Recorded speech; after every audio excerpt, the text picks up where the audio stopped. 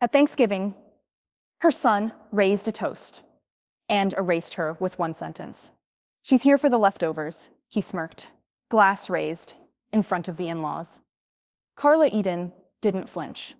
By morning, his name was off the deed, the brand, and the business he'd built on her recipes. She'd served him legacy for decades. Now, she was serving him eviction.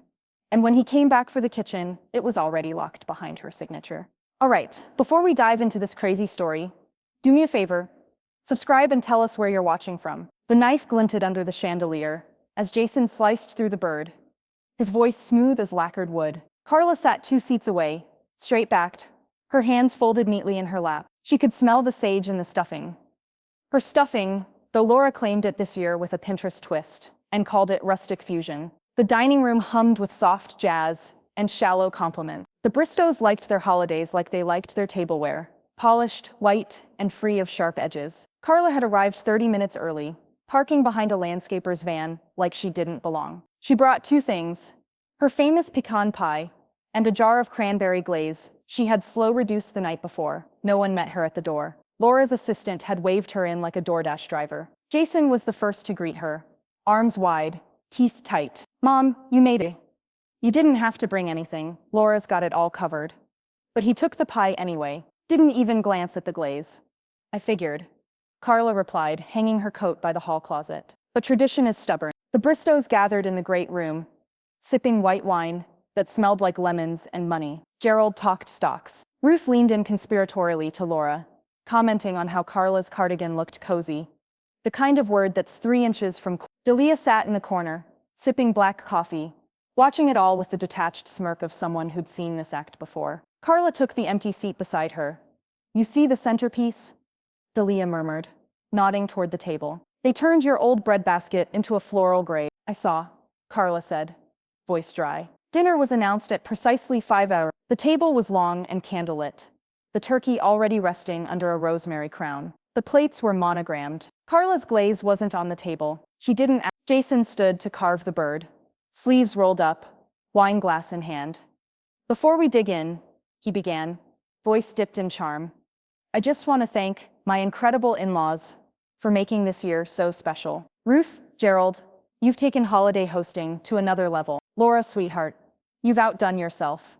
He looked toward Carla. Her name was a pause. "And Mom," he added, raising his glass. "She's here for the leftovers. It's kind of our tradition." The laughter came quick. Not cruel, just casual. The worst kind. Like she was a footnote in a family joke. Like she was lucky to have a seat. Laura smiled, sipping her Pinot.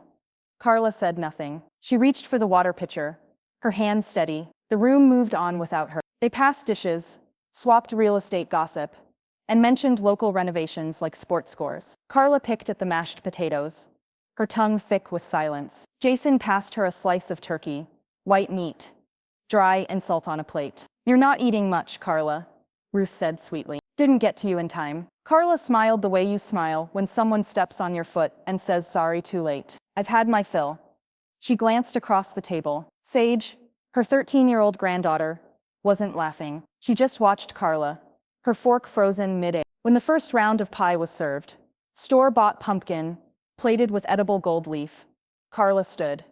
"Excuse me," she said, folding her napkin. "I've got an early morning." "You're not staying for dessert?" Laura asked, all lips and teeth. "I brought mine," Carla replied. "No need to sample yours." Jason stood as if to escort her out, but she was already moving, past the butler's pantry they had installed where her sunroom once sat, past the coat rack that had no hook for her jacket. Delia quietly rose to follow. They stepped outside into the Kentucky dusk, air sharp with pine and burnt sugar. Carla didn't speak until they reached her car. Delia broke the silence first. "You handled that better than I would have." Carla opened her door, slid the pie onto the passenger seat. Her voice was low, firm, like a rope tightening around a stake. He forgot who built the damn kitchen. The deadbolt clicked behind her, with a finality that felt earned. Carla dropped her keys into the ceramic bowl by the door, one she'd made in a pottery class, the year after William died, and stood in silence. The guest cottage smelled like cinnamon and wood smoke. Her own scent, safe, hers. Outside, the frost was beginning to coat the edge of the window pane. Inside, the old radiator ticked and hissed, like an aging dog, stretching its bones. She moved deliberately, unwrapping her scarf, kicking off her shoes. The walk from Jason's estate back here, barely a mile, had felt longer than usual. Or maybe she was just finally tired of walking circles around her own damn legacy. Carla poured herself a half glass of bourbon. Neat. She didn't sip it right away. She needed clarity, not comfort. She walked to the bedroom, opened the closet, and pulled down the worn lockbox from the top shelf. Black, fireproof, and unassuming. The kind you hide not because of what it looks like, but because of what it holds. She sat at the edge of her bed, set the bourbon down, and clicked open the latch. Inside, a stack of documents, neatly labeled in her handwriting. Tax returns, health proxy form, William's death certificate. And beneath it all, sealed in plastic and thick with legal weight, the deed, Eden Farm, the land, the house, the kitchen, still in her name. The ink hadn't faded one bit. Jason had never asked for it outright. That was his trick. He always made it seem like she was offering. Years ago, when his catering business needed a face, Carla had let him use the house for photo shoots. Later, when he got married, he asked if they could transition things formally, so his new wife's family could help with investments. Carla allowed him access, but never the title. She'd seen enough widows in town lose everything, because they confused possession with protection. She had called it estate planning. Jason had called it paranoia. The Bristows never asked questions. They were too eager to believe that the house, the farm, the brand, were now in the hands of someone who fit their image. Jason let them. It made him look important. It made Carla disappear, in the narrative, but not on paper. She ran her thumb across the seal, on the deed, notarized, witnessed, filed. Her cell buzzed against the nightstand. She reached for it without looking. "This is Amanda. I saw your name on caller ID. You all right?" Her lawyer, old friend. Same woman who once hid Carla in her guest room, the night she'd fled from William's wake, just to breathe. "I need to go over something," Carla said, voice steady. "The Eden Farm property. You still have the documents." Amanda paused. Then Carla. "You know I do. Everything we filed. It's still airtight." Carla closed the lockbox with a soft snap. "I'm ready to enforce it. They served me dry turkey and called it tradition," she said flatly. "I've had enough." Amanda gave a dry laugh, familiar and warm. "You want it back?"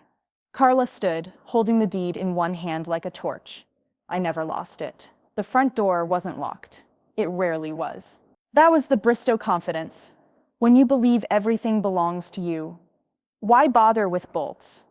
Carla stepped into the house like a woman crossing back over a line that had been redrawn without her permission. She moved slowly, eyes sharpened by memory, breath shallow in her chest. The air inside was lemoned and filtered, a sterile scent that didn't belong. Not here, not where William's hands once held dough to a butcher block while Hank Williams crooned on a transistor in the corner. The floors had changed. Dark walnut now. She paused, slipping off her shoes like habit, letting her feet press against what used to be pine they'd sanded together barefoot and sunburnt the summer after Jason was born. She moved down the hallway toward the kitchen. The walls were white. She remembered when they were buttercream yellow, because William said it reminded him of Sunday eggs.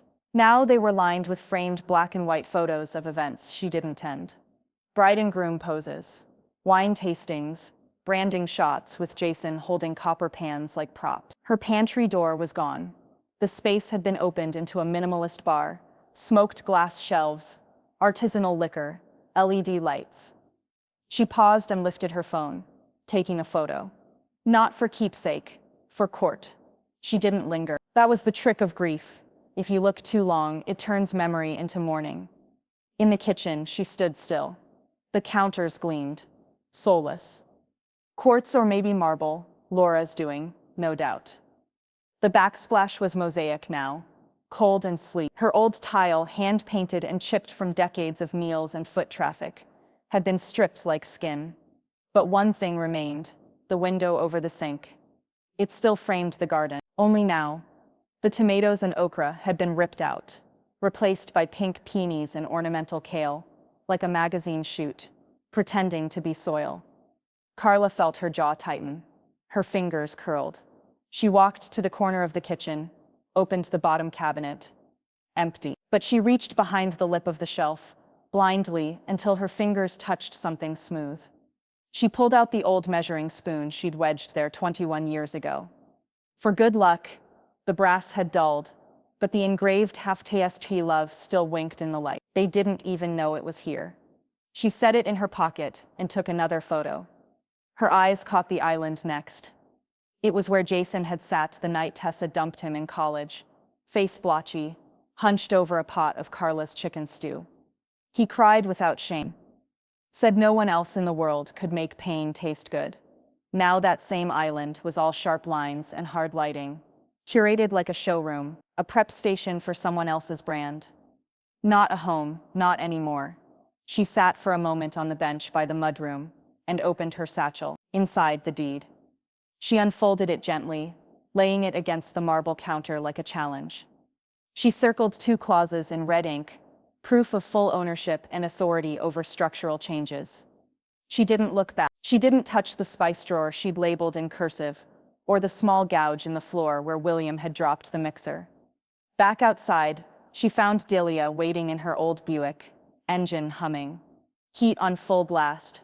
Carla slid in and shut the door without a word. Delia didn't turn. "You go in alone, or you want backup next time." "I got what I needed," Carla replied, eyes on the house in the rearview mirror. "They buried me in that kitchen, Dee. Didn't even have the decency to use my name." Delia shifted in her seat, voice soft but unblinking. "If you do this, they won't forgive you." Carla's lips barely moved, but the heat in her voice could melt steel. "Good." By 9:27, the group chat between Jason, Laura, and her parents lit up like a power grid in a lightning storm. Carla didn't wait for the fallout. She brewed her coffee slow, black and bitter, exactly how William used to take it. The sun hadn't fully crested over the hills behind the barn, and a hawk hung in the morning sky like a warning. She sipped, watching frost dissolve across her garden beds. There was a peace in it, the kind you only earn after deciding you're done being quiet. At 10:12, Amanda texted, "Notice, served. Expect noise." The noise arrived 34 minutes later. Jason's name flashed on her phone screen, then vanished. He called again, then again. She let it ring. By 11 hours in, Laura's number appeared with a passive-aggressive tenacity that felt just like her smile. Carla muted it. At 12:14, Amanda forwarded an email from the Bristow legal team, requesting a cooperative dialogue regarding asset reclassification. Carla laughed, loud and sharp. She replied with a single sentence, "No meeting necessary.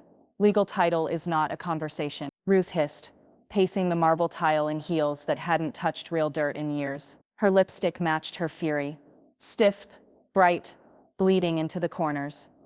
Jason ran a hand through his hair. "She signed something years ago, an access agreement. It covered access as not ownership." Gerald barked, slapping the side of his laptop. "You told us we owned the house, Jason. We've invested 6 figures into renovations, marketing."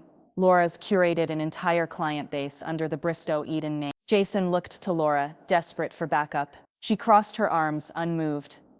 "Did you lie?" she asked quietly, tone clipped. "To me? To them?"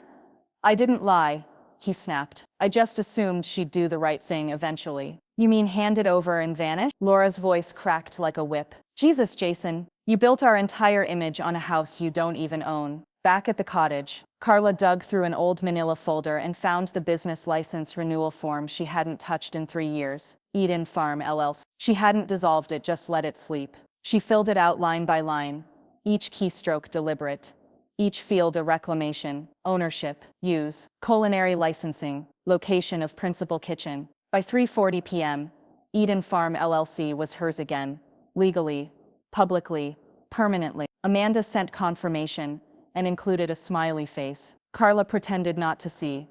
Her next move came at 5:12. She stood in the cottage's small kitchen, lit only by the warm amber hue of a table lamp and the fading sun outside. She opened her old phone gallery, scrolled to the image she'd taken just days ago. The kitchen island, pale under fake light, stripped of soul but still hers. She uploaded it with no filter, no explanation, no drama. Caption, "Coming home." She hit post and waited. It took less than 10 minutes. The comments started slow. "Wait, are you back at Eden?" That kitchen still remembers the real recipes. Oh, hell yes. Carla's not playing anymore. Carla set the phone down, face buzzing with the smallest, strangest flicker of satisfaction. Not revenge, yet, but the echo of balance shifting back into her palm. Outside, a car door slammed. Delia walked in 5 seconds later, her coat dusted with leaves, eyes sharp. "They're flipping out," she said without hello. "Laura's lawyer called my husband, said you're destabilizing a brand identity. I told him the only thing unstable is their grip on reality." Carla didn't even blink. "Let them come." Delia smirked. "What's next?" Carla walked to the table, picked up a leather-bound notebook with menus 1987, 1999 etched into the corner. "I'm reclaiming the rest of it." The recorder clicked on, but Carla didn't flinch. The air in the coffee shop was thick with cinnamon, roasted beans, and tension. Steam curled from her mug like breath in winter. Across from her sat Lena Morris, freelance journalist, local food columnist, and one of the few people who still remembered Carla as more than someone's mother. "I'm not interested in gossip," Lena said, notebook open, pen poised, "but I am interested in truth." Carla stirred her coffee slowly, silver spoon tapping against ceramic like a metronome. "Then write this down. They didn't steal the house. They just forgot who built it." Lena's eyebrows arched, but she kept writing.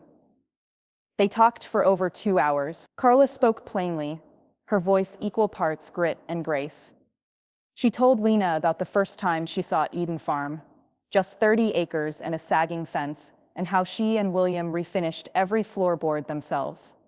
How they built the kitchen with sweat and secondhand supplies. How they turned the back porch into a prep area, their garden into a pantry. She recounted weddings where the electricity cut out mid-toast, and she saved the night with candles and cornbread. Corporate parties that ended in barefoot line dances. Summer dinners where Jason fell asleep on the porch swing, covered in biscuit crumbs. They liked the image of the place, Carla said, eyes steady. The idea of warmth without the weight of history. They wanted the kitchen, but not the calluses. Lena didn't interrupt, just let the silence hang like smoke between sentences. "And the deed?" Lena finally asked. Carla pulled the folder from her bag and opened it just enough for Lena to glimpse the seal. "Still mine," she said. "Always was." The article dropped 3 days later, under a headline that didn't mince words. "The woman behind the kitchen," they claimed. By nightfall, it had been shared hundreds of times on Lexington's foodie forums, wedding vendor networks, even the local PTA Facebook page. Former clients chimed in with stories. One remembered Carla saving a bride's reception after a torrential downpour. Another posted a photo of Carla's handwritten menu from a 2004 retirement party: bourbon-glazed carrots and smoked pork shoulder. Every bite had sold. The town didn't care about Jason's branding. It remembered Carla's biscuits. Meanwhile, in the Bristow estate, things weren't simmering, they were boiling. Jason sat at the dining table, papers scattered, laptop open to the article. His face was flushed, jaw tight. Laura stood behind him, arms folded. "You told me the paperwork was handled," she said. "It was. He scrolled furiously, then clicked open a scanned PDF. "We filed a transfer intent form years ago. Laura snatched the laptop, reading silently. "Then, Jason, this is a draft. It was never notarized." Jason swallowed hard. You thought you could outmaneuver a woman who ran 3 ovens and a staff of 12 with nothing but a whistle and a prep list." She stared at him. "You are not that smart." That night, Carla was trimming dead basil stems in her window box when her phone rang. She let it go to voicemail. Then it rang again and again. Finally, she answered. Jason's voice was small, too smooth, a man slipping into the tone he used when charm failed and desperation set in. "Mom," he started, "can we just talk? The article's blown up. People are pulling out of bookings. This doesn't have to go public. We can fix it quietly." Carla looked out the window at the distant silhouette of Eden Farm, the porch lights glowing like a mirage. "You forged my signature," she said. There was silence on the line. "You used what I built," she continued, to make yourself look important. Now you want mercy because the spotlight's not yours anymore. I made a mistake. You made a business out of pretending I was gone. He exhaled shakily.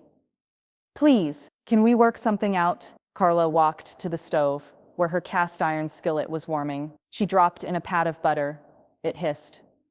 The oven's still warm, Jason, she said, voice low but lit with fire. And I'm just getting started. The knock came just after dusk, soft and deliberate. Carla paused with her hands deep in a bowl of sugared pecans, flour dusting her apron, the smell of butter and cinnamon clinging to the air like memory. She wiped her fingers, stepped quietly to the door, and peered through the side window. It was Sage, 13 years old, hoodie up, sneakers muddy, a backpack slung across her shoulder like a runaway who hadn't made up her mind yet. She stood with her weight shifted to one side, too poised for her age, too still to be innocent. Carla opened the door without a word. The cold air swept in behind the girl like a warning. I only have 20 minutes, Sage said, voice low.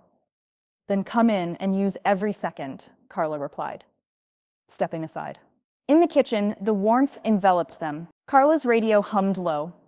Patsy Cline beneath a soft crackle. Sage dropped her bag by the door and moved to the counter without needing to be told. She reached for the pie crust Carla had already rolled, then started folding the edges by instinct.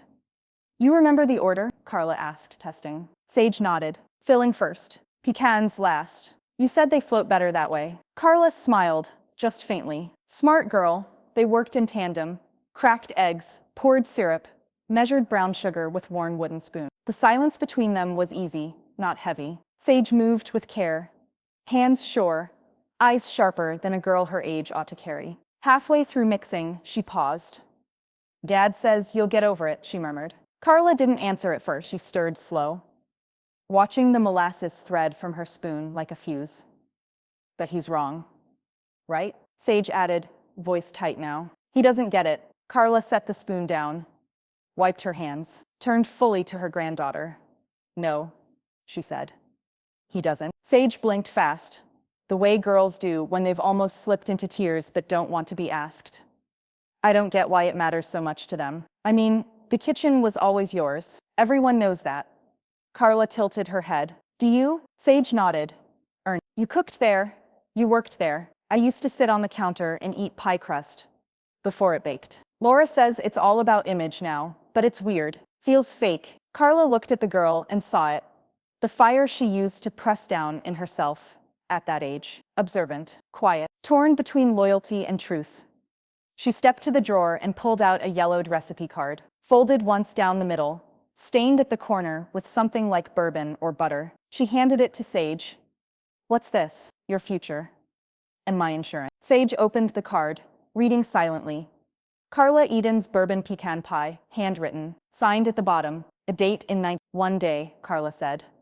You'll need to remember who started this fire when they try to tell you it came from somewhere else. Sage hugged her then, hard, arms around Carla's middle, head pressed against her chest, like she wanted to disappear into her. Carla didn't cry. She just held on tighter than she meant to. She pulled up Amanda's firm online, opened a new document. Trust beneficiary, Sage Eden, age 13, contingent access 18, assets Eden Farm LLC, pending transfer upon legal maturity. She saved it, encrypted it, and sent it off, without ceremony. She didn't need applause. She was baking legacy. Her phone buzzed just after midnight. A single text from Amanda. Heads up, they're filing a restraining petition. Emergency order, trying to block you from setting foot on the property. Carla stared at the screen for a long moment. Then she reached into the oven, pulled out the pie and set it gently on the cooling rack. The scent filled the house. Sweet and war-ready. The courtroom smelled of old paper, polished oak, and anticipation. Carla sat alone at her table, a thin folder in front of her, hands folded neatly like a woman preparing for Sunday service. Not war. Her lipstick was the same muted rose she'd worn to William's funeral, understated, unapologetic. Across the aisle, Jason adjusted his navy suit jacket like he was preparing for a photo shoot. Laura sat beside him, not touching him, not smiling. She wore all black, eyes forward, as though she were already mourning the outcome. Ruth and Gerald Bristow had sent a lawyer in their place, An older man with slicked back hair and a permanent frown, like he'd spent his entire career trying to silence women with folders like Carla's. The clerk called the case. Carla stood, spine straight, calm as stone. "Your Honor," Jason's attorney began, voice silk-thin and syrup-slick. "This petition seeks to clarify access and occupancy rights. In light of recent confusion caused by Mrs. Eden's unexpected legal action, we believe this is a case of miscommunication and possible diminished cognitive capacity." Carla didn't blink. She watched Jason. He didn't look at her.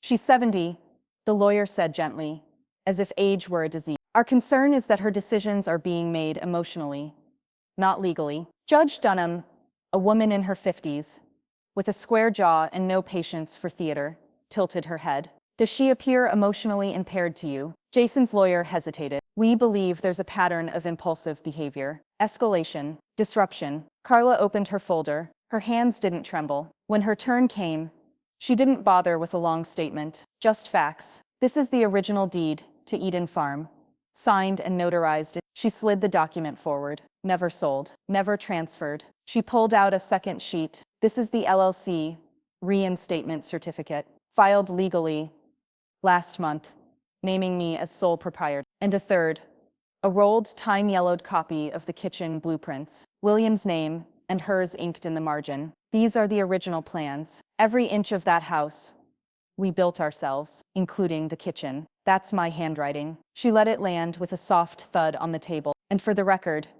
she added, looking directly at Jason now, "I am not confused." Jason leaned forward, hands clasped in front of him, like he was praying. "I thought she gave it to me. All these years, she let me use it.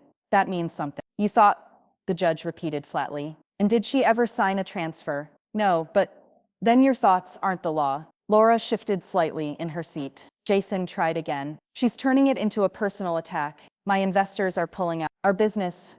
Carla cut in, voice smooth as bourbon. "You mean my business? You ran it with my name, my history. You wore it like a costume." The courtroom was silent. Even the bailiff stopped fidgeting. Judge Dunham leaned forward. "Miss Eden, do you wish to block the respondent from accessing the property entirely?" "I want him out of my kitchen," she said. "He can keep his decor, but the heart of that house belongs to me." The gavel struck once. Deed stands. Restraining petition denied. All rights revert to the title holder. Case dismissed. Deal into outside. Flashbulbs didn't go off. This wasn't a movie, but a local news intern did snap a photo of Carla walking down the courthouse steps. Folder in hand, scarf trailing behind her like a battle flag. Jason tried to speak as she passed.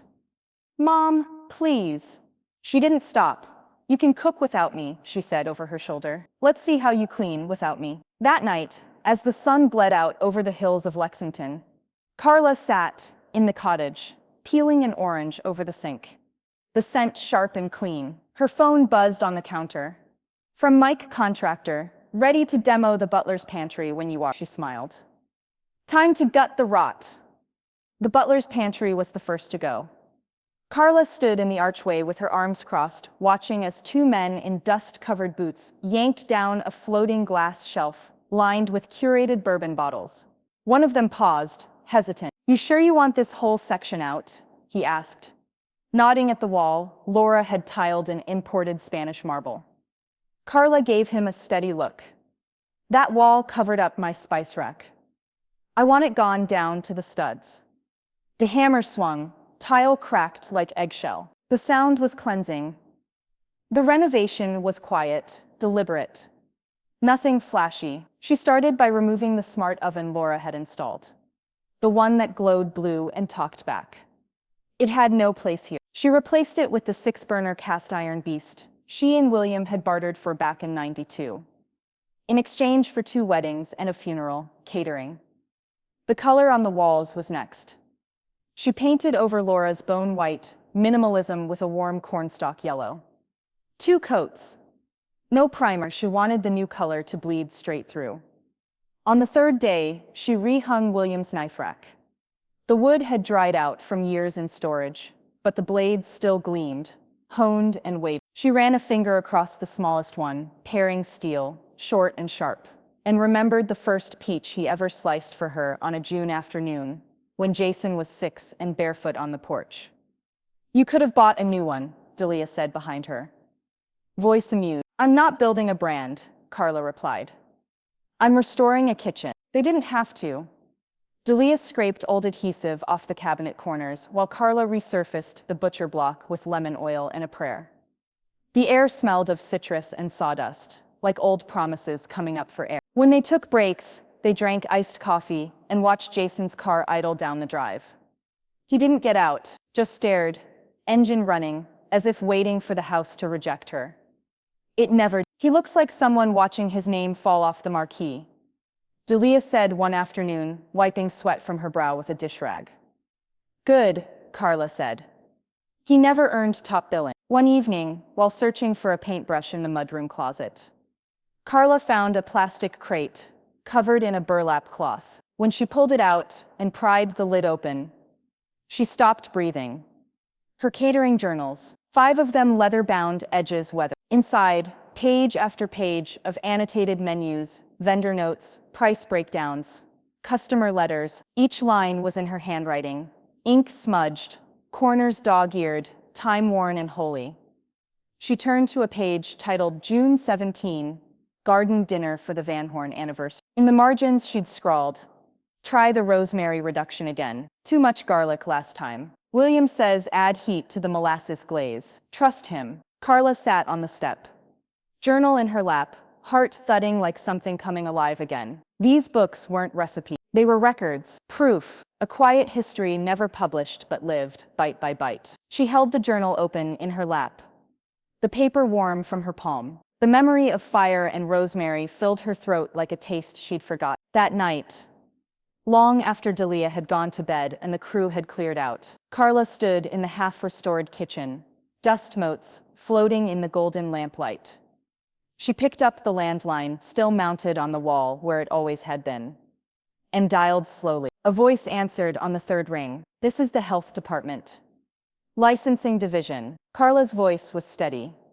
"Yes, ma'am. I'm looking to reinstate a lapsed business license. Culinary, Eden Farm." A pause on the other end. Clicks of a keyboard. "Date of lapse. 7 years ago," Carla said. "Then, but it's coming back." 2 days later, Carla stood just off to the side, near the restored island, wearing her slate blue apron and a half smile. The kitchen glowed warm gold, freshly painted walls, open shelving lined with ironstone and copper. The same tile floors William once laid by hand. Only now, the whole place breathed again. 12 seats, invitation only. That was her rule, and everyone at that table had earned theirs. A former bride who'd had her reception here in '98. A local chef who once staged under Carla for 2 summers. Lena Morris, pen poised beside her wine glass. 2 food bloggers from Lexington. 3 former clients who remembered Carla before Jason's brand had swallowed her whole. Delia, of course, at the head of the table, sipping sweet tea like it was fine scotch. And across from her, Carla's former produce vendor, who said when he walked in, "This smells like the truth." The meal was 6 courses, no menu, no substitution, everything grown within 15 miles and rooted in memory. Course 1, cornmeal hush puppies with green tomato jam. Course 2, deviled eggs with pickled okra and smoked trout roe. Course 3, braised rabbit over black-eyed pea risotto. Course 4, fried catfish on white bread with brown butter hot sauce. Course 5, apple stack cake with sorghum glaze. Course 6, pecan pie bites. Bourbon whipped cream, served warm of course. Each dish came with a short story, not a speech, but a sentence or two as Carla plated and passed. "This one was from the last meal William ever cooked with me. I overcooked these once at a church banquet and had to serve fried chicken out of a kid's wagon. This was the first thing Jason ever liked. He was sick, said it tasted like forgiveness." Laughter, soft sighs, some eyes wet. No one checked their phones. Halfway through the 4th course, Lena leaned toward Carla. "What do you call this?" Carla looked up from the cutting board, where she was zesting lemon over the hot sauce. "This," she said. "This is Eden Table, private supper club, by invitation, 1 seating a week." The announcement rolled through the room like thunder muffled in velvet. Lena grinned. That's gonna catch fire. Carla smirked. I'm counting on it. The next morning, the first review went live. Lexington's lost matriarch reclaims the flame. Eden Table is unmissable. Within a week, the Supper Club's name was on 3 local food blogs, 2 regional newsletters, and 1 travel podcast. Reservations for the next 6 Saturdays filled within 36 hours. The waitlist stretched into February. The Bristows didn't stay quiet. Ruth posted a passive-aggressive prayer for family healing on Facebook, thinly veiled and deeply smug. Gerald shared a LinkedIn post about senior instability in entrepreneurial spaces. Then came a blog comment under a local review. Are we sure this woman's stable enough to operate a full kitchen again? Carla responded herself, my ovens are certified, my knives are sharp, my hands are steady. Next question? That reply was screenshot and shared over 1,000 times. She leaned in, updated her Instagram bio to sharp, rooted, seasoned, posted a video of herself stirring braised greens with the caption, unstable? Baby, I'm simmering. It only made the waitlist grow. Late one afternoon, just as Carla was prepping hand-rolled dumplings for a menu test, her phone buzzed. She wiped flour off her fingers and checked it. From Ken Rothman, Jason's business partner. Silent money behind the Eden Events venture. Text, we're out. Your mom owns the brand now. You built on sand, man. Carla exhaled once, slow and deep. Then turned to Delia, who was pouring sweet tea into mason jars. Well, Carla said, guess it's time to serve the next course. Carla launched her first official dinner series. 12 guests sat around the newly finished Pinwood Farm table. Soft linen napkins folded like secrets in their laps. Eyes fixed on the first course. Carla didn't explain the dish. She never did at the beginning. If you had a seat here, you were meant to taste first. Understand later. The duck confit came during course 4, paired with a glaze made from blackberry molasses and vinegar. The same reduction Carla once made for Jason's 10th birthday dinner, when he'd cried over a failed school election and declared he'd never be good at anything. Back then, she'd told him, try again. You don't always win the first time, but you damn sure cook like you will. He hadn't remembered that meal, but Carla had. Every Saturday for the next 10 weeks, a different themed tasting, harvests and losses, smoke and memory, bittersweet. Guests received menus only after the final course. Each dish came with a short handwritten note, just a line or two, connecting the food to its root. Course 1, her mother's pickled beets with goat cheese crostini. Note, this was the first thing I made with my hands that didn't burn. Course 2, heirloom tomato tart with chive creme fraiche. Note, grown in the soil, William tilled for our wedding day. Course 3, cornmeal crusted trout with wild greens. Note, he brought it home in a cooler and said, I caught this for our anniversary. He didn't, but I let him pretend.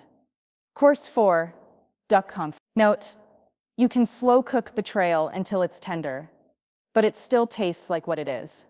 Every plate returned clean.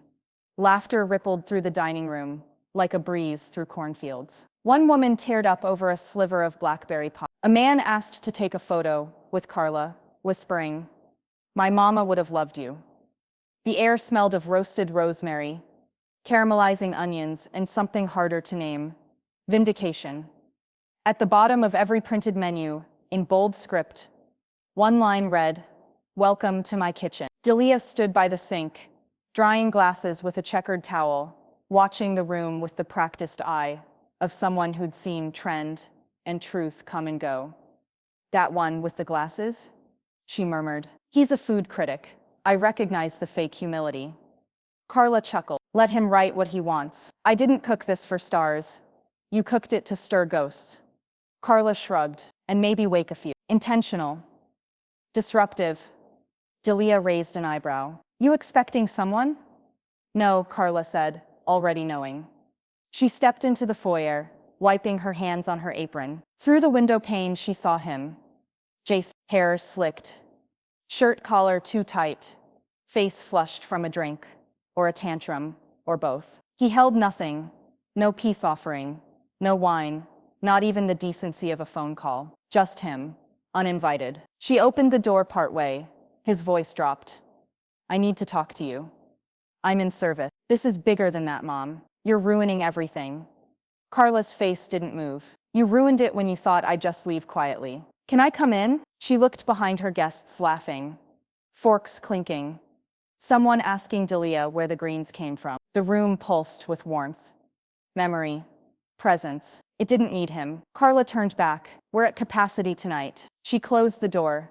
Not hard, not soft, just final. The letter came hand-delivered in a leather envelope like it was meant for royalty or a hostage negotiation. Carla took it with flour-streaked hands, apron still tied, the scent of thyme and honey drifting off her skin. She didn't bother to read it at the door. She just said, "Tell Ruth I don't do math before lunch." The courier blinked. "Ma'am?" "Exactly," Carla said, and closed the door behind her. Later, once the kitchen was clean, and Delia had gone out to weed the front beds, Carla sat at the farm table, sliced the envelope open with her paring knife, and read, $680,000. Immediate cash offer, contingent on Carla vacating the premises permanently and transferring the Eden Farm LLC brand. Laura hadn't signed the letter. Ruth had. In calligraphy, as if the ink might cover the insult, beneath the figures was a note. Let's put this all behind us with grace. We'll carry the name forward. Modernize it. You've done your part. Carla didn't laugh out loud, but her smile curled like smoke. Grace, she thought. You think grace comes in 6 figures? She walked the letter to the stove, lit a burner, and fed the page to the flame, like a thank you note. The fire ate it whole. Then she picked up her phone and dialed a number she'd scribbled on a napkin weeks ago. A literary agent, Lena, had introduced her to young, hungry, Manhattan fast, but Southern slow, where it mattered. The woman picked up on the second ring.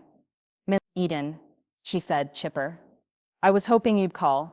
I'm ready to talk about a book." "Oh, good. I was going to suggest I already have the title," Carla said. Carla Eden, Fireproof Recipes and the Stories That Raised Them. There was a beat of silence on the other end. "I hope you're serious," the agent finally said. Carla wiped her hands on her apron and smiled toward the garden. "Baby, I already started writing." By the end of the week, she had 4,000 subscribers on her mailing list, then 25,000. Some folks signed up just for the recipes, others for the drama, but most came for the voice in her newsletter. Short stories about burnt biscuits, saving a wedding with nothing but cornbread and charm, and the power of food that tastes like memory. She called the newsletter Second Servings. In one post, she wrote, "The kitchen doesn't forget who loved it. Neither do I." That one went viral. The local college culinary program asked her to guest lecture. A publisher requested a sample chapter. 3 women sent her handwritten letters asking to apprentice, and every Saturday she opened her doors to 12 more guests. Sometimes chefs, sometimes farmers, sometimes women who'd never been invited to anything this personal in their lives. The meals were no longer just food. They were witness. Sage showed up the next Sunday, backpack on, hair tied back, and sleeves rolled. She didn't ask permission. She just stepped inside, put her phone in a drawer, and said, "Where do you want me?" Carla didn't answer with words. She handed the girl a paring knife and pointed to the carrot. Sage worked without complaint, her hands learning the rhythm of peel, slice, dice. By the second hour, she was laughing with Delia and humming under her breath. By the third, she was setting the table without being told where anything went. "You're keeping her here?" Jason's voice crackled through the phone that night. She asked to come. "She's 13. She's observant." Jason exhaled like he wanted to scream. "You're poisoning her against me." "No," Carla said softly. "You did that yourself. I just served the truth warm." That night, while reorganizing the kitchen drawers, Carla found something she hadn't seen in years. William's old chef's knife, wrapped in canvas, the handle worn to the shape of his grip. She sat down at the table, unrolled it, and saw the inscription carved faintly along the metal spine. To build, to break, to sharpen. She ran a thumb across the blade and smiled. The sun rose gold and soft over Eden Farm, stretching shadows across frost-kissed fields and warming the kitchen windows from the outside in. Carla stood barefoot in her kitchen, the same kitchen they once tried to strip from her bones. She stirred the gravy slow, watching the flour bloom into brown silk, the scent of butter and drippings curling into the air like a hymn. Outside, the gravel drive crunched under the arrival of cars, not luxury SUVs or town cars with tinted windows. These were pickups, hatchbacks, the occasional van with a kid's drawing taped inside the back window. People who knew how to bring folding chairs. People who remembered. Delia was the first to walk in, arms loaded with pies and sass. She kissed Carla on the cheek, sniffed the air, and said, "You sure you didn't bribe heaven for this weather?" Carla smirked. "No need to. Heaven owes me just mason jars with cut rosemary, wooden name cards hand-lettered by Sage, and mismatched plates stacked 3 layers deep, like a proper Southern meal." Sage buzzed around the kitchen like a bee in bloom, checking temperatures, basting, tasting with careful fingers. She moved with confidence now, flour on her shirt and wisdom in her eyes. "Where do you want the stuffing?" she asked. Carla handed her the clay casserole dish, the same one she'd used every Thanksgiving since 1981. Center of the table. "It goes first." Sage looked down at it. "This is the one Dad didn't like, right?" Carla nodded, wiping her hands on her apron. "Said it was too heavy." Sage carried it like a crown. Guests filtered in, chefs from the supper club, former clients, Lena with her camera and notebook, a neighbor who once called Carla a miracle worker for saving his mother's funeral reception from a blackout. Each guest brought something, not food, but stories. Gratitude, a quiet recognition that this wasn't just a meal, this was a homecoming. Before they sat, Carla stood at the head of the table, one hand on the chair William used to pull out for her, the other holding a carved wooden spoon. "I won't make a speech," she said, her voice low but clear. "I've done enough talking this year. Gratitude isn't spoken, it's served." She placed the spoon down gently and sat. Delia raised her glass. "To the kitchen. To the kitchen," everyone echoed, and the feast began. Laughter broke out over burnt rolls someone had brought as a joke. Second servings were taken without shame. Carla passed her greens with a wink, her biscuits with a nod, and when the stuffing dish reached the center, a hush fell. Delia spooned some onto her plate. "It smells like 19. Lena leaned in. "What's in it?" "Everything I was told to leave out," Carla said. Only the real remained. After dessert, as dusk slipped in and the sky turned lavender, Carla stepped outside for air. The door creaked, like it always had. The porch light buzzed softly. Sage followed her out, pressing something into Carla's palm, a folded piece of notebook paper, still warm from her hand. "Don't open it now," Sage said. "Just later." Then she hugged her, long, tight, silent. Much later, after the dishes had been done and the final chair tucked in, Carla sat alone by the fireplace with her bourbon and the note. She unfolded it slowly, careful not to tear. "Gran, I'll never forget who made the kitchen warm again. Love, Sage." Carla read it twice, then she placed it in William's old recipe journal, between cornbread pudding and fire-roasted okra, where it belonged. The locksmith arrived just after dawn, his breath fogging in the morning chill as he stepped up to the porch.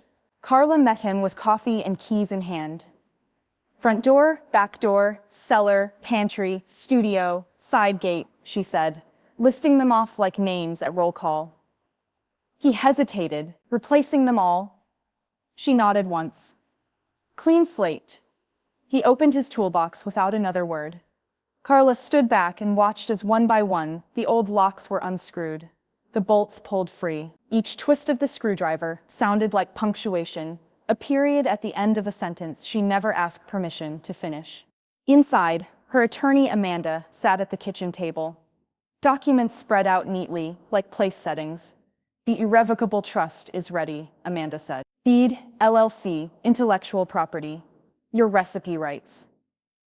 The newsletter, everything that bears the name Eden Table or Eden Farm, is now protected from contestation. No revisions, no re-entries." Carla signed each page without flinching. Her pen moved slow and sure, like someone stirring batter by memory. "And Jason?" Amanda asked, glancing at the next line. Carla didn't look up. "Remove him, fully." Amanda paused, then drew a line through his name on the beneficiary draft. "No drama. Just ink." "He'll be angry," Amanda murmured. "He was angry when he thought he owned it. This won't change a thing." By afternoon, Carla had moved on to another task. one that had waited far too long. She cleared the dining table and laid out every catering journal she'd ever filled. 5 leather-bound volumes. Yellowed post-its stuck out like bookmarks to moments no one but she remembered. Some corners had water damage. Others were smudged with oil or time. She lit a small fire in the fireplace and poured herself a bourbon. Then she opened a fresh notebook, linen-bound, hand-stitched spine, and began to write. Volume 1, Carla Eden's Recipes. Reckonings and Real Ones. She started with cornbread, not just because it was her signature, but because it was always the first dish that told her whether a meal was headed somewhere real. Each recipe came with more than ingredients. She added context, commentary, footnotes in the margins. Don't skip the buttermilk. It's where the memory lives. This one saved 3 marriages and ended one, depending on how you serve it. She wrote slow, deliberately, savoring every scribble like a spoonful of peach preserve. By nightfall, her knuckles ached and her back burned. But the book was finished. She wrapped it in parchment and twine, hand-labeled it, and then, quietly, she walked it out to the porch, where Sage was waiting with her backpack and a tin of shortbread. I've got something for you, Carla said. Sage tilted her head. It's not my birthday. It's not for now. It's for when the day comes. Someone tries to take something from you just because you make it look easy. She handed Sage the book. The girl held it like an heirloom. What's on the last page? She asked. Carla gave her a look, wry and warm. Read it when you need it. But as Sage walked off down the path, Carla already knew the words by heart. Blood doesn't earn the kitchen. Fire does. That evening, Carla stood at the mailbox, bundled in a scarf and cardigan, watching the horizon bruise with purple. She opened a single envelope. No return address. Just her name, hand-lettered with care. Inside, an embossed letter. Southern Harvest Network. Food and Legacy Series. We'd like to feature your story. National Spotlight. 1-hour segment. Filming starts in spring if you're willing. Carla read the letter once. Then again, she didn't smile. She lit the porch light behind her, stepped inside, and picked up her apron. The kitchen wasn't finished yet. Carla hosted people from out of state for a holiday workshop. The first one arrived from Oregon. He wore flannel and boots meant for mountain trails, not red clay. Introduced himself as Aaron, a sous chef at a Pacific Northwest bistro. Said he'd flown 3 states and rerouted 2 layovers just to taste real Southern food that wasn't trying to be precious. The second came from Chicago. Then Charleston. Then Santa Fe. By the time the 3rd day of Eden Table's holiday workshop rolled around, Carla stood in her kitchen, surrounded by accents she'd never heard before, and eyes wide with reverence. No one asked for substitutions. No one Instagrammed during prep. These folks came to work, came to learn, came to remember something they hadn't even lived. And every single one of them called her Ms. Eden, like she was a gospel. Give them something no culinary school can teach. Heat, history, hands-on. Carla had laughed at the time. People aren't flying across the country to roll biscuit dough. But she was wrong. And now her kitchen pulsed with the quiet rhythm of devotion. Bowls clinking, knives chopping, a steady low murmur of questions asked with respect and answers given without ego. Sage moved through the room like she'd been born in that apron. Check your crusts should hold a fold without cracking. Watch your salt. Cornbread absorbs more than you think. If your greens ain't wilting yet, your flame's too shy. Carla just watched. Proud, yes, but also something more solemn. Something like witnessing a house finally recognize its own heartbeat. On the final night, she stood in the driveway, hands in her coat pockets, watching the guests gather around the outdoor fire pit. They toasted marshmallows over hickory coals, not for s'mores, but because Carla insisted the smell of hickory was the real dessert. Inside, the kitchen was spotless, set, ready. Tomorrow, the cameras would arrive. Southern Home and Table magazine had sent word the week before. A full-page feature, professional photo shoot, and a short film for their online series. Carla's name would headline it. No Jason. No Bristow branding. Just her. Just Eden. You nervous? Delia asked, stepping beside her with 2 mugs of cider. Never been the problem, Carla replied. Cameras don't scare me. Why would they? You've always been a show. They clinked mugs. Later that night, the house empty again. Carla walked the kitchen slow. She touched the countertop hand-sanded pine, William's hands all over it. The wood was smooth now, but still held the groove where he'd accidentally carved too deep while measuring flour. Carla had refused to patch it. She'd said imperfections belong where meals are made. The stove still hissed softly. A pan from the last lesson cooled on the back burner. She wiped it down with a cloth, not because it needed cleaning, but because it deserved care. The house didn't feel haunted anymore. It felt lit from within. Dalia leaned against the doorway, arms crossed, eyes shining. "You won," she said. Simple. Carla turned. "That was never the point." "Still," Dalia added, "you did it with flavor." Carla smiled, slow and full. That part was non-negotiable. They stood in silence then, the kind you only get after a fire has passed through and left something better behind. Carla was settling into bed, a book in her lap and her glasses slipping down her nose, when her phone buzzed across the nightstand. Unknown number. She let it ring twice, then swiped. The voicemail came in seconds later. She listened once, then again. Jason's voice hesitant, low. "Mom, can we talk?" Jason waited by the hydrangeas, hands buried deep in his coat pockets, posture half hopeful, half hunted. The early morning frost clung to the edges of the stone garden path, brittle and unforgiving. Carla watched him from the porch for a long moment, before stepping down, her boots quiet against the wood. She didn't say his name, just walked toward him with the same calm she used when slicing peaches. Measured, precise, unhurried. "I figured you'd ignore the message," he said, offering a shrug that tried to pass for humility. "But I needed to say some things, face to face." Carla stopped just short of arm's reach. "Talk." Jason exhaled. "I messed it up. All of it. The business, the house, you. I thought I could make something bigger out of what you built. I thought you'd be proud." "You thought wrong," she replied. Her voice wasn't just grounded, like dirt under fingernails. "I told myself it was legacy," he continued, eyes flicking toward the farmhouse. "But I think it was pride, maybe panic. I wanted to matter more than I did." The wind shifted. Carla smelled rosemary and wood smoke from the kitchen behind her. She didn't look back. "You didn't come here to apologize," she said. "You came hoping the door might open again." Jason stiffened. "That's not true." "It is," she said. "But it's also too late." His face twisted slightly. "You really won't even talk about it." "I am talking," she said, calmly. "You just don't like the sound of no when it isn't dressed in politeness." Jason ran a hand over his mouth. "I was your son. You are my son," she corrected. "But that never gave you the deed, or the history. You confused access with ownership. They're not the same." He swallowed hard. "And that's it." Carla glanced at the frost-covered grass. The small garden bed Sage had planted weeks ago, collard greens and winter herbs just beginning to push through. "That's it." She turned, started walking back toward the house. Jason stayed rooted. At the bottom of the porch steps, she paused. "You had a seat at my table, Jason. You lost it trying to steal the kitchen." He didn't reply. She didn't wait. Inside, the warmth swallowed her. Music played low on the record player. Al Green's voice floating like steam through the air. Bread rose on the windowsill, plump and golden beneath a linen cloth. The kitchen glowed, not because of the light, but because of the life inside it. Sage stood at the butcher block, rolling biscuit dough, her hands dusted in flour, hair tucked behind one ear. She didn't ask what happened outside. She didn't need to. "You cut the butter, right?" Carla asked. Sage grinned, frozen and grated. "Like you taught me." Dalia sat by the stove sipping chicory coffee, legs crossed, watching the two of them like a judge at a blessing. "I heard voices," she said.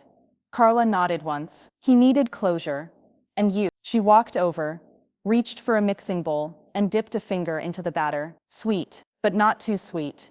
Needs more salt," she said, sliding the bowl toward Sage. "Got it," Sage replied, reaching for the shaker without missing a beat. The oven beeped. Ready. Outside, Jason's car engine turned over. Inside, Carla laid out a pan, gently placed each biscuit on parchment, like promises she meant to keep. Dalia raised her cup in a toast. To heat, to hands, to hell with the rest. Carla clinked her coffee mug against it. Amen. The kitchen was alive with sound. Whisks tapping bowls, laughter bouncing off the walls, a timer ticking like a heartbeat. Carla looked around. No investors, no critics, no Bristos with moneyed voices, trying to rename what already had a name. Just bread rising. Just women working. Just fire earned, tended, passed down. She breathed it all in. This time, I didn't come for leftovers. I am the feast.